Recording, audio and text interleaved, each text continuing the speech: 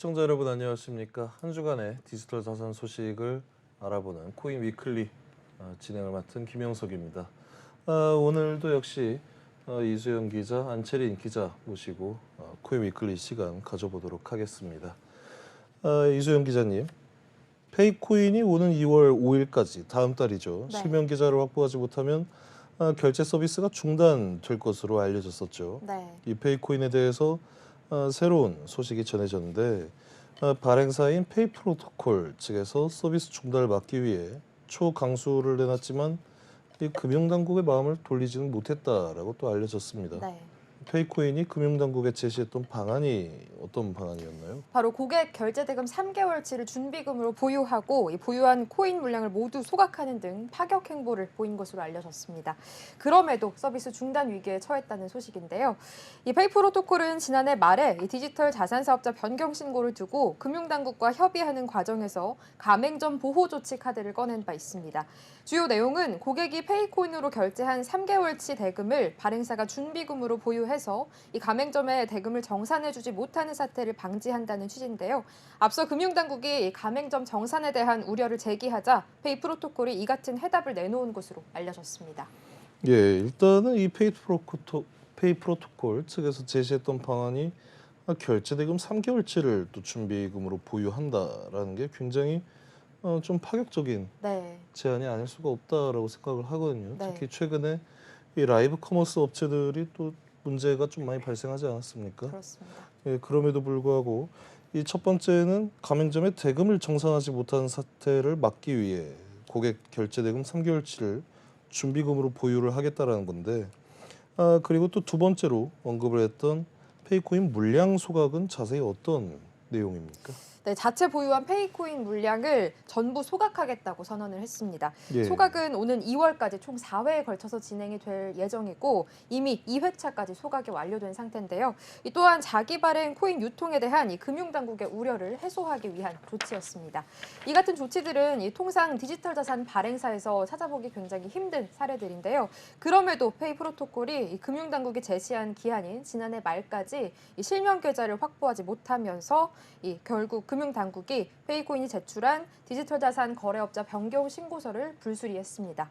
앞서 금융당국은 지난해 5월에 이 페이프로토콜을 디지털 자산 매매업자로 판단을 하고 변경 신고를 요구한 바 있습니다. 또 지난해 10월에는 변경 신고를 위한 은행 실명 계좌를 지난해 말까지 확보하라는 요구를 했었는데요. 현재 페이코인은 금융당국이 요구한 서비스 종료일인 다음 달 5일 전까지 실명 계좌를 확보해서 다시 한번 변경 신고에 재도전하겠다는 방침입니다. 네, 점점 이 대한민국에서는 디지털 자산 관련, 특히 결제 서비스와 결합된 이 재단의 사업이 운영되기가 굉장히 좀 어려울 것으로 보이고 있는데요. 네. 페이코인의 또 후발주자로 꼽혔던 기업은 어디가 있습니까? 바로 KG 이니시스가 대표적인데요. 예. KG 이니시스는 지난해 2월에 지분 100%의 특수목적 법인인 메타핀 컴퍼니를 설립하고 그해 말까지 디지털 자산 결제 서비스를 선보이겠다고 밝힌 바 있습니다. 그러나 이후에 직접적인 사업 계획은 알려진 바가 없는 상황인데요. 이 메타핀 컴퍼니는 원화 연동 스테이블 코인 발행을 검토한 것으로 알려졌습니다. 이 원화와 1대1로 연동되는 스테이블 코인을 발행해서 디지털 자산 결제에 활용하겠다는 구상이었는데요. 이 페이코인의 사례를 참고하면 원화 연동 스테이블 코인으로 이 디지털 자산 사업자 인가를 획득하는 것은 좀 더 어렵지 않을까 이런 예측이 나오고 있습니다. 이 테더와 USDC와 같은 달러에 연동되는 해외 스테이블 코인들은 모두 이 발행량만큼의 법정 화폐를 준비금으로 보유하고 있는데 만약 원화 연동 스테이블 코인을 발행할 경우에 발행량만큼의 원화까지 보유해야 되기 때문에 좀 더 어렵지 않을까 이렇게 보고 있습니다. 사실 이번 페이코인 사태 같은 경우에는 기존의 금융당국에서도 시간을 좀 너무 많이 잡아먹었다라는 네. 그런 평가도 악평이 이어지고 있지 않습니까? 네. 점점 이 대한민국에서의 디지털 자산 사업이 규제를 위한 규제 그리고 명확한 가이드라인이 없는 이 시장으로 인해서 사실 좀 이 기술력을 가지고 원만히 사업을 진행하던 사람들이 피해를 보고 있는 그런 모습인데요. 네. 이 페이코인의 서비스 중단 위기에 따른 업계의 반응은 어떻습니까? 업계에서는 이렇게 이례적인 조치를 취했음에도 이 금융당국의 시선이 곱지 않았던 것을 보면 후발주자들이 계속해서 좀 사업을 펼치기 어렵고 접을 수밖에 없지 않을까 이런 우려를 내놨고 국내에서 디지털 자산 결제 서비스를 하려면 고려해야 될 것이 굉장히 많아졌다 이런 평가를 했습니다. 예, 일단은 위믹스 이후에 가장 큰 또 이 디지털 자산 업계의 이슈이지 않을까 싶은 페이코인 이슈에 관해서 이수영 기자가 잘 정리해줬습니다. 다음으로는 이 금감원장이 디지털 자산 발행 등에 관해서 주석 공시 등을 의무화할 것이라고 발표한 내용에 대해 안채린 기자님께 질문 드리겠습니다. 지난 월요일에 마포에서 금융감독원 주재로 금융리스크 점검 토론회가 열렸지 않습니까? 이 자리에서 당연히 이 금감원장의 발언에 이 업계에 굉장히 많은 관심이 쏠렸었는데 지금부터 이 이복현 금감원장의 발언을 하나씩 좀 짚어보도록 하겠습니다. 우선 디지털 자산에 대한 회계 기준을 정립해야 된다라고 얘기했는데 자세히 어떤 내용입니까? 네, 이복현 금감원장은 디지털 자산 관련 기업의 공시 의무화를 이야기하면서 해당 발언을 했는데요. 우선 회계라는 것은 시장이 돌아가기 위한 기초적인 작동 원리이자 최소한의 정보 전달이라고 생각한다고 말했습니다. 그러면서 디지털 자산 관련 회계 기준을 정립해서 충실한 회계 정보 공시를 유도하고 디지털 자산 발행과 보유와 관련한 회계상 주석 공시 의무를 신설하고 모범 사례도 배포할 예정이라고 말했습니다. 이처럼 주석 공시 강화를 위해서 유관기관, 금융기관, 금융회사, 민간 전문가와 소통과 협력을 강화하고 디지털 자산 시장이 국민 경제 발전에 기여할 수 있는 환경을 마련하겠다. 이렇게 덧붙이기도 했습니다. 사실 이복현 금감원장이 이 디지털 자산에 대해서 주석 공시를 강화하겠다라고 언급한 게 처음은 아니지 않습니까? 그만큼 디지털 자산을 관리하겠다는 의지가 굉장히 또 강한 것으로 판단이 되고 있는데 이렇게 또 관리를 원활하게 하기 위해서는 금융당국이 이 산업의 전체에 대한 어떤 정보도 좀 많이 가지고 있어야겠죠. 맞습니다. 예, 금감원 측이 디지털 자산 산업과 관련된 데이터를 수집하기 위해 이러이러한 조치를 취할 것이다라고 언급한 내용이 따로 있습니까? 네, 있습니다. 이 원장은 디지털 자산 시장과 전통적 금융시장 간 상호 연계성이 증가할 것으로 예상이 되는데도 감독 당국이 잠재 위험을 파악하기 위한 데이터가 부족한 상황을 지적했는데요. 이를 해결하기 위한 방법으로 디지털 자산 관련 모니터링 툴을 개발하겠다는 계획을 내놨습니다. 이 원장은 디지털 자산 시장의 리스크에 선제적으로 대응하기 위해서는 무엇보다 데이터 확보가 중요하다면서 디지털 자산 관련 모니터링 툴 개발을 통해서 관련 데이터를 확보하고 잠재 리스크를 측정할 수 있는 역량을 제고하겠다고 강조했습니다. 또한 디지털 자산과 관련해 금융회사, 디지털 자산 업계들의 다양한 의견을 수렴할 수 있는 설문조사도 계획하고 있다고 말했습니다. 아무래도 이 금융당국이 정보 수집을 또 통해서 디지털 자산에 대한 관리에 보다 적극적으로 나서겠다라는 취지의 발언으로 보이고 있습니다. 그런데 사실 우리나라 디지털 자산에 대한 방침들이 사실은 제가 아까 또 말씀드렸던 것처럼 규제를 위한 규제 등에만 좀 초점이 많이 맞춰져 있는 그런 모습인데 산업 진흥에는 별로 또 도움이 안 된다라는 지적이 있지 않습니까? 이런 불만과 관련해서 이복현 금감원장의 별도의 어떤 언질이 있었나요? 네, 이 원장은 시장의 규칙을 먼저 만들어야 시장 진흥도 가능하다는 입장이었습니다. 발언을 구체적으로 살펴보면 이 원장은 디지털 자산 시장에서 테라 루나 등 국내와도 밀접한 연계성을 갖는 사건들이 발생하는 것을 보면서 많은 고민을 했다고 말했습니다. 또 기술적인 문제를 떠나서 진흥을 위해서라도 룰 메이킹을 확실히 하지 않으면 안 된다는 공감대가 생겼다고 말했습니다. 이런 이유로 금융감독원도 적극적으로 입법과 가이드라인 마련에 동참하게 됐다고도 덧붙였습니다. 이 규칙이 먼저 만들어져야 또 산업도 진흥할 수 있다라는 굉장히 너무도 당연한 이야기이지 않습니까? 이날 토론회에 참석했던 기타 전문가들도 이러한 이복현 금감원장의 발언에 또 동의했다고 알려져 있는데 이분들은 또 어떤 근거를 들어서 이 규칙을 먼저 만드는 게 중요하다라고 이야기를 한 건가요? 네, 전문가들은 디지털 자산 시장과 전통 금융시장의 연계성이 높아진 점, 그리고 모니터링 툴 부재로 정보 비대칭이 생기는 점 등을 들어서 디지털 자산 시장의 규칙이 정비될 필요성이 있다고 말했습니다. 우선 김부곤 금감원 디지털금융혁신국장은 아직 디지털 자산이 금융 시스템 안정성에 직접적으로 미치는 영향은 낮은 수준이라면서도 최근 디지털 자산 시장과 전통 금융 시장 간 직간접적 연결고리가 발생한 사례가 지속적으로 드러났다고 했는데요. 이처럼 양 시장의 연관성이 높아지자 향후 감독 당국과 학계 등의 관련 연구 및 검토 등이 필요하다고 강조했습니다. 데이터 플랫폼 기업 쟁글의 김준우 대표도 이 문제에 대해서 언급을 했는데요. 김 대표는 디지털 자산 잠재 리스크 모니터링 툴과 관련해서 디지털 자산 데이터는 블록체인상에서 직접 추출하고 정제해서 확인할 수 있는 특징을 가지고 있다. 그러나 아직 모니터링 툴이 부재하기 때문에 정보 비대칭 문제가 심각하다고 말했습니다. 이 정보 비대칭으로 인해서 투자자 피해가 생길 수 있다고도 우려했고요. 이어 김 대표는 디지털 자산 시장의 건전한 발전과 성장을 위해서는 규제와 함께 온체인 정보를 활용할 수 있는 모니터링 툴의 발전이 점점 더 중요해질 것으로 예상된다고 말했습니다. 예, 또한 이 국회에 발의돼 있는 디지털 자산 기본법에 대한 언급도 있었다라고 알려져 있는데 이 디지털 자산 시장 내에서 팽배한 이 불공정 거래 관련 감독 권한을 또 금융감독원에 할당하는 방안도 논의되고 있는 상황입니다. 이에 대해서 이복효 원장은 어떤 입장을 내놨습니까? 네, 이 원장은 아직은 해당 문제에 대해서 답하기 어렵다면서 좀 심중한 태도를 보였는데요. 이 원장은 금융감독 관련 감독 업무가 있다면 감독에 대한 책임과 책임을 이행하기 위한 권한이 있으면 좋겠다는 일반적인 생각은 있다면서도 국회 논의가 예정된 상황에서 구체적 의견을 말하긴 조심스럽다고 했습니다. 한편 금감원 내 디지털 자산 관련 조직 확대 계획에 대한 언급도 있었는데요. 이 원장은 원내 전담 조직뿐 아니라 전통 금융권 내 관련 업무 담당자들과 TF를 구축하는 등 유기적인 형태로 인력을 운영하는 방안 등을 고려 중이다. 이렇게 답했습니다. 예, 아무래도 이 디지털 자산 업계에서 또 규제라든지 법안 등이 제대로 마련이 되어 있지 않은 상황이기 때문에 이러한 금융감독원장의 발언 하나하나가 좀 많은 관심을 얻고 있는 것 같습니다. 다음으로는 이번 주에 가장 큰 사건 사고다라고 할 수가 있는 2조 원대 디지털 자산 사기 V글로벌 대표에게 징역 25년이 선고된 소식입니다.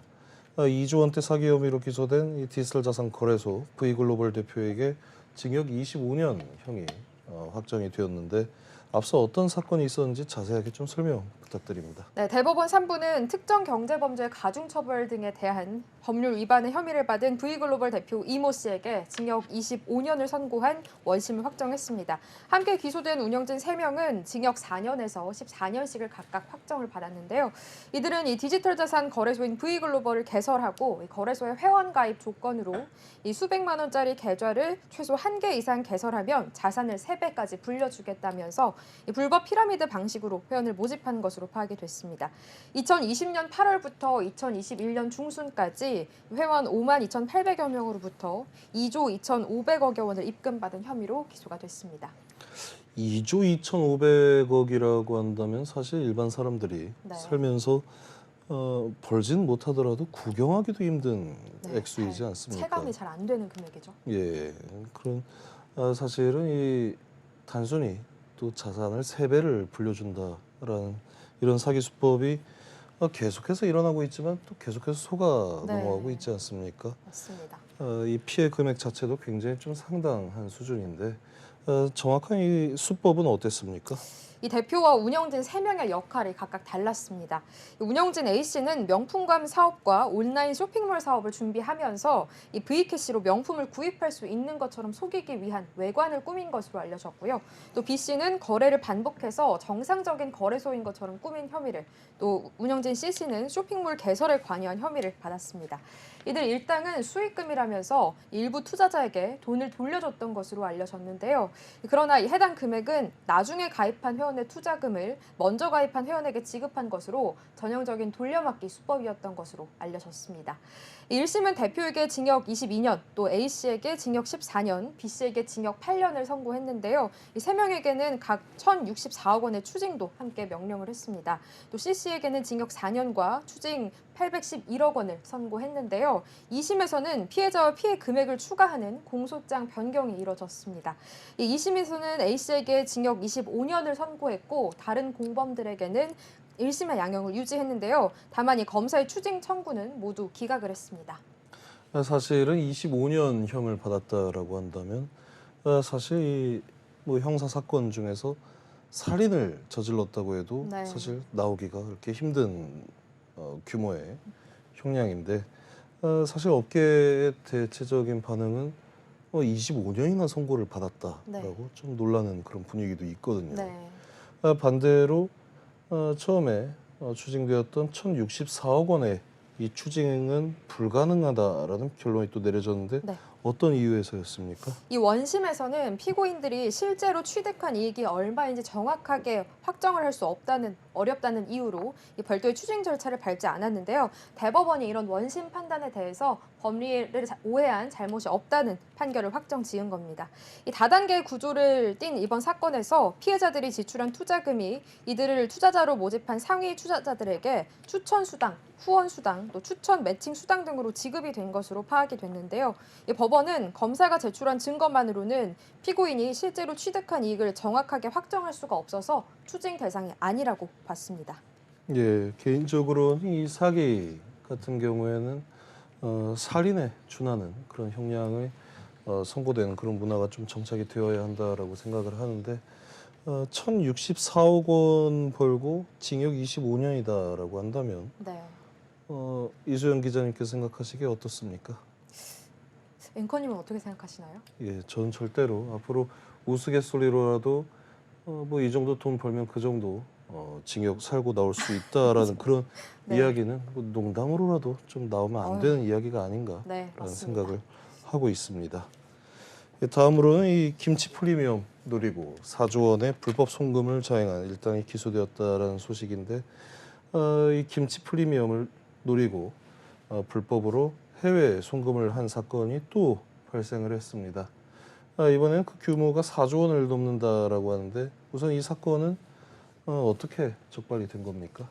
네, 우선 지난해 6월에 우리은행과 신한은행이 2조 원 남짓하는 거액의 외화가 해외로 이상 송금됐다고 금감원에 보고했습니다. 해당 신고 후에 금감원들이 은행들을 검사해 봤는데요. 그 결과 전체 불법 송금 의심액은 10조 원 규모로 늘어났습니다. 이에 검찰이 수사에 착수해서 이번에 중간 결과를 발표한 건데요. 그 내용을 보면 시중은행 9곳에서 불법적으로 빠져나간 외화는 확인된 것만 4조 3천억 원어치였습니다. 검찰은 이 일에 연루된 20명을 붙잡아 기소했는데요. 이 일당이 했던 건 일종의 환투기였던 것으로 드러났습니다. 디지털 자산이 해외보다 국내에서 종종 더 비싸게 팔리는 디지털 자산의 시세 차익, 일명 김치 프리미엄을 노린 범죄였던 겁니다. 보통 이러한 거래를 이 아비트라지 거래라고 해가지고 시세 차이가 나는 그런 거래소 간에 계속 왔다 갔다 하면서 금액을 좀 벌어들이는 그런 수법인데 이 시세 차익을 노린 범죄 소식들 제가 생각해도 상당히 좀 자주 우리가 시청자분들께 전해드리는 것 같은데 이번에는 또 어떤 수법으로 이런 범행이 진행이 된 겁니까? 네, 우선 이들은 서류상으로만 존재하는 무역회사에 돈을 보냈습니다. 그 후 무역대금이라고 은행을 속여서 일본이나 홍콩, 중국 등지에 있는 다른 페이퍼 컴퍼니로 외화를 송금했는데요. 그 돈으로 해외에서 디지털 자산을 산 다음 우리나라 거래소에서 되팔아서 3에서 5%가량의 차익을 챙긴 겁니다. 이 과정을 여러 차례 반복하자 송금액은 수조 원 규모로 불어나게 됐고요. 그렇게 챙긴 차익만 최대 2,100억 원대로 추정됩니다. 그 과정에서 우리나라 외환 보유고는 적지 않은 타격을 입게 됐습니다. 막대한 외화는 고스란히 해외로 유출됐지만 국내에는 디지털 자산만 유입됐기 때문인데요. 유출된 외화는 모두 허위 무역 대금인 만큼 국내 실물 경제와는 무관하게 투기 세력의 배만 불린 꼴이 됐다는 지적이 나오고 있는 상황입니다. 일단 이 투기 세력의 범죄행위가 본인들이 돈 벌고 끝이 났다라는 게 아니라 구체적으로 우리나라 외환 보유고에도 치명적인 타격을 또 입혔다라는 내용인데요. 앞서서 이 투기 세력들이 은행을 통해서 또 불법 거래를 했다라고 말씀을 하셨는데 이러한 이상 거래를 또 감지하고 막지 못한 은행들도 이 비판을 피해가기는 어려울 것 같지 않습니까? 네, 맞습니다. 아까 잠시 언급했다시피 송금 과정에는 국내 시중은행 9곳이 이용됐습니다. 그러나 이 9곳 모두 하나같이 이 이상 송금을 막지는 못했는데요. 이 때문에 은행들이 실적을 올리는 데 급급해서 서류 심사도 제대로 하지 않았다는 지적이 나옵니다. 은행 입장에선 영업수익이 생기는 데다 담당 직원의 성과 보상과도 관련이 있기 때문에 적극적으로 차단하려는 의식이 없었던 것 같다고 검찰 관계자는 말했습니다. 실제로 한 시중은행 지점에서는 5개월간 320여 차례에 걸쳐서 반도체 개발비 명목으로 1조 4천억 원 규모의 외화 송금이 계속된 적 있는데요. 해당 은행은 인보이스 외에 추가 증빙 자료를 요청한 적이 없고 담당 직원은 포상까지 받은 것으로 확인됐다고 합니다. 또 한 영업점은 은행 본점의 의심 거래 보고에도 불구하고 불법 송금을 계속 거둔 것으로 드러났습니다. 은행들이 실적 챙기기에만 나서게 되면서 이상 거래를 적발하는 역할을 원활하게 수행을 하지 못했다라는 이야기인데 이 외에도 전현직 은행 직원들이 가담한 정황도 또 적발이 됐다고요. 네, 맞습니다. 검찰에 따르면 페이퍼 컴퍼니를 이용해서 외화를 반복 송금하기 위한 계좌를 개설하는 과정에서 전직 은행원인 금융기관 브로커를 개입시켰다고 합니다. 해당 브로커를 통해 알선 명목의 금품을 수수한 범행도 지금 확인이 됐다고 하고요. 또 일부 범행 설계 조직은 거래 실적이 없는 신규 무역회사를 이용하는 과정에서 송금 우대를 받는 것에 어려움을 겪었다고 합니다. 이때 금융기관 브로커를 통해서 거래은행 지점장들과 접촉하고 송금 계좌 한도나 환율 적용에 우대를 받아서 범죄 수익을 극대화할 수 있었다고 합니다. 이에 대해 검찰 관계자는 은행 내부 책임자나 금융당국이 적시에 개입해서 불법 송금을 차단하지 못하는 이상 단기간 치고 빠지기 형태의 송금 행위를 막을 수 없다면서 향후 은행권과 금융당국이 연계한 제도 개선이 필요하다고 말했습니다. 한편 검찰은 기소된 일당의 범죄 수익 131억 원을 1억 원가량을 환수하고 수사를 더 확대해 나갈 방침입니다. 사실 여기에서 또 가장 큰 역할을 한 곳이 저는 또 이 거래소라고 생각을 하고 있거든요. 이 거래소 같은 경우에도 입출금 한도라는 게 분명히 있었을 텐데 이 정도 규모의 약 4조 원 규모의 불법 외화 송금이 있었다라는 것은 거꾸로 얘기해서 4조 원 규모의 디지털 자산도 입출금이 이루어졌다라는 뜻으로 해석을 할 수가 있을 것 같습니다. 앞으로 이런 부분에 대해서도 이 디지털 자산 거래소들이 좀 경각심을 가지고 좀 더 깨끗한 이 시장 만들기에 좀 나서줬으면 하는 그런 바람입니다. 저희는 잠시 쉬었다가 2부에서 다시 인사드리도록 하겠습니다.